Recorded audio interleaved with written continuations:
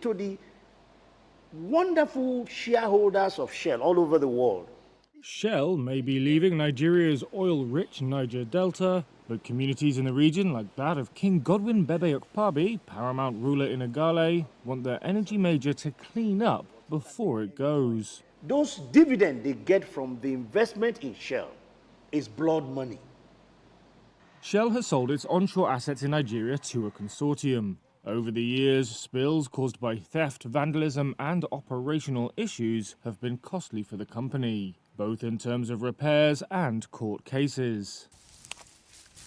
People in the Delta, like Ayobakuro Warda, a farmer in Bayelsa State, say decades of oil exploration have ruined farms and rivers. She says the farmland she shares with her sister hasn't yielded any crops in years. If they live like that without healing the soil, how do we survive? Because we depend on farming and fishing, and all the lakes and all the farms has been destroyed by crude. Environmental groups like the Center for Research on Multinational Corporations are urging Nigerian authorities to ensure Shell safely dismantles its old infrastructure or pays to remove them before its exit. Shell did not respond to requests for comment. It has long maintained that the spills are mostly due to oil theft and interference with pipelines. And it said, when announcing its $2.4 billion sale, that the responsibility for dealing with the spills would pass to Renaissance, the buying consortium. Lai Fatona, vice chairman of ND Western, one of the 5 companies in the consortium, did not comment directly on the issue or how much it had budgeted to clean up, but did say that the grouping would follow the country's legal requirements.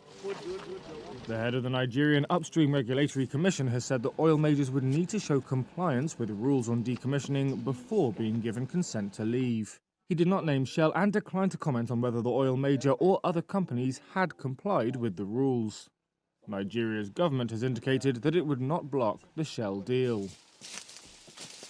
Meanwhile, in the Delta, it's those like fisherman Chidioma Timothy who say they've been left cleaning up. He says he owns this lake, which he would fish or rent out, but that he has not made any money from it since an oil spill in 2019. I decided to enter the water to move the dirty bit by bit, so that let me see whether I can have space to do my fishing. However, he says you can still detect the smell of crude oil in the air, and the fish that are caught here can't be eaten. Egypt is building shelters on its side of the Gaza border which could accommodate Palestinians in case a planned Israeli offensive on Rafah forces Gazans across the border, 4 sources told Reuters. They described it as a contingency plan by Cairo. The Sinai Foundation, a human rights group, released this video it says shows the construction. Reuters was able to locate part of the video as Rafah by matching buildings, trees and fences to satellite imagery, but it couldn't confirm the location of the whole video or when it was filmed. Construction of the camp began 3 or 4 days ago, one source said. The head of Egypt's State Information Service said the accounts had no basis in truth. Egypt has repeatedly raised the alarm over the mass displacement of Palestinians into Sinai, echoing warnings from Jordan and other Arab states. A US State Department spokesperson said the United States did not support the forced displacement of Palestinians from Gaza and, quote, is not funding camps in Egypt for displaced Palestinians. Israel says its army is drawing up a plan to evacuate civilians from Rafah to other parts of the Gaza Strip.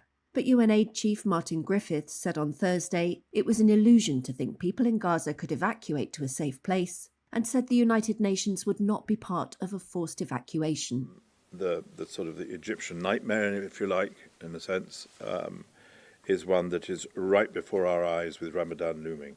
Egypt has framed its opposition as part of wider Arab rejection of any repeat of the Nakba, or catastrophe, when some 700,000 Palestinians were displaced in the 1948 war. Israel says Rafah is the last bastion of Hamas, which killed 1,200 people and abducted another 250 in its October 7th attack, according to Israeli tallies. More than 28,000 people have been killed in Israel's offensive in Gaza, according to health authorities.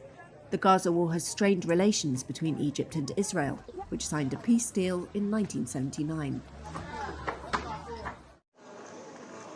Franco-Senegalese filmmaker and actor Marty Diop premiered her new documentary, Dahomey, at the Berlin Film Festival on Sunday.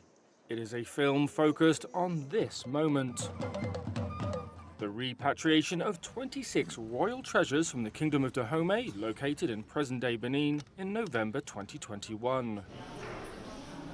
They were taken in 1892 from Benin's palaces of Abomey, today a UNESCO World Heritage Site, and were on display in Paris alongside thousands of African treasures looted during colonial rule. The restitution was the largest made by France to a former colony.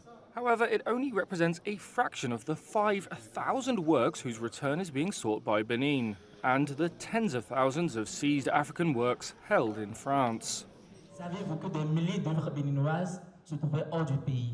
Diop's film explores the reception and debate over the restitution in the artifact's country of origin. It